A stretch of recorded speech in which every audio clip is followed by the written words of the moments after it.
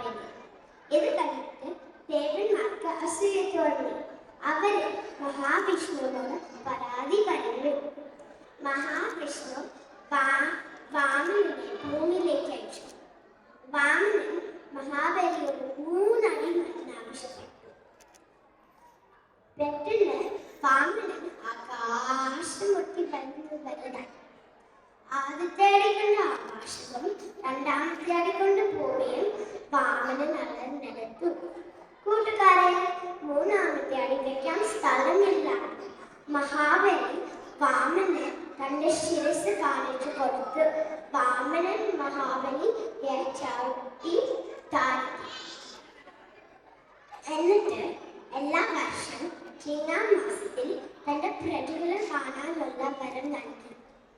ആ ദിവസം